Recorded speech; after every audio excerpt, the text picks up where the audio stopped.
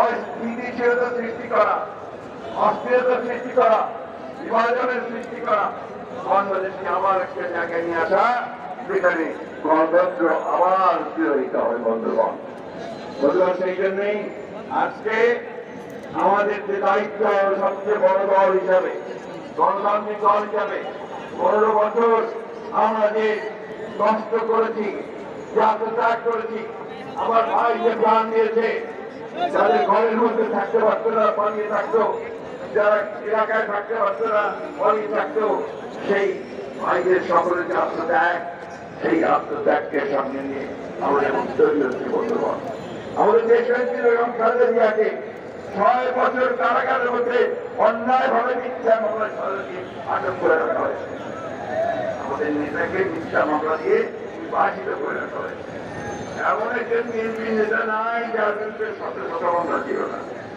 আজকে 60 লক্ষ মানুষের বিরুদ্ধে মিথ্যা মামলা দিয়েছিল। আমাদের প্রায় 1700 মানুষকে গুম করেছে।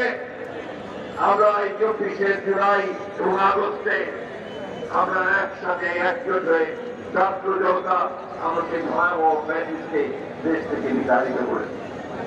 আমার ব্যাটিসকে দেশে ফিরিয়ে আনার জন্য নয়, আমরা খুব পরিষ্কার করে ঘোষণা করতে চাই যে আমরা যেভাবে ব্যাটিসকে বিতাড়িত করতে পেরেছি, জনগণকে সঙ্গে নিয়ে একইভাবে কোনদিন যেন আবার ব্যাটিস এখানে চালু হতে না পারে তার ব্যবস্থা অবশ্যই আমরা করবো। করবো না। আপনাদের কাছে আমার একটা অনুরোধ থাকবে, আমরা যেন ভাবে মাথা পাতা পাটি পাড়ানো আদায়, তারা চেষ্টা করছে আমাদেরকে উত্তেজিত করে তাদের পাতা ফাঁদে পা দেওয়ার জন্য। আমরা উত্তেজিত হয়ে যাই, আমরা আমাদের উপর উত্তেজিত না। আমরা শান্তিপূর্ণভাবে গণতন্ত্রকে এগিয়ে যাচ্ছি, আমরা শান্তিপূর্ণভাবে গণতন্ত্র চাই। আমাদের লক্ষ্য এখন একটাই, যে বাংলাদেশে এই 26শে ফেব্রুয়ারিতে নির্বাচন হতে হবে। আমাদের তারেক রহমান সাহেব প্রধান উপদেষ্টার সঙ্গে লন্ডনে আলাপ করে ঠিক করেছেন, এর কোন ব্যতিক্রম হবে না। তারপর তোদের মাথা বিগড়ে গেছে যখন উপদেষ্টার সঙ্গে তারেক রহমান সাহেব নিশ্চিত করে ফেলেছেন যে এইবার নির্বাচন হবে, তখন থেকেই তাদের মাথা বিগড়ে গেছে। সুন্দরবন, আজকে একটাই অনুরোধ আপনাদের কাছে রাখবো যে আপনারা ধৈর্য ধরে সমস্ত পরিস্থিতি মোকাবেলা করবেন। নেতাদের কাছে অনুরোধ রাখবো যে আপনারা এমন গণতন্ত্রের শত্রুরা যারা আজকে তারেক সাহেবের বিরুদ্ধে বলে তারা গণতন্ত্রের শত্রু, বলে তারা গণতন্ত্রের শত্রু, তারাই দেশের মানুষের বিরুদ্ধে কথা বলে। বন্ধুগণ, ভাই আসল একটা রাজনীতির মধ্য দিয়ে আমরা সবাইকে জানিয়ে দিতে চাই, গণতন্ত্রের প্রশ্নে আমাদের কোন আপোষ নাই।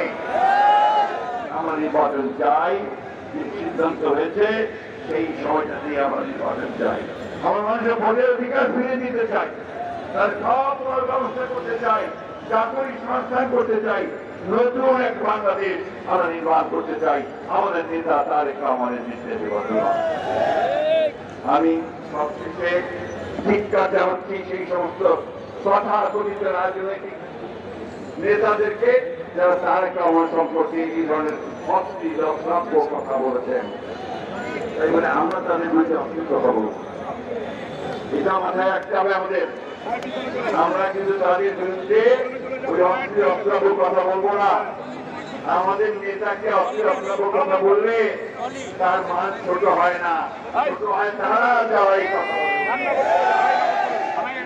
আমরা আমাদের যে স্মার্টফোন নিরৈক্য নিয়ে বড় বছর আমাদের লাঞ্ছিত হয়েছি, নির্যাতিত হয়েছি, আমি সকল দেশপ্রেমিক রাজনৈতিক দলকে আহ্বান জানাবো, আসুন আমরা গণতন্ত্রের স্বার্থে আমরা সবাই ঐক্যবদ্ধ হয়ে একযোগে সামনের দিকে এগিয়ে যাই। ভোটের ঘটনাকে আমরা তীব্র নিন্দা জানিয়েছি।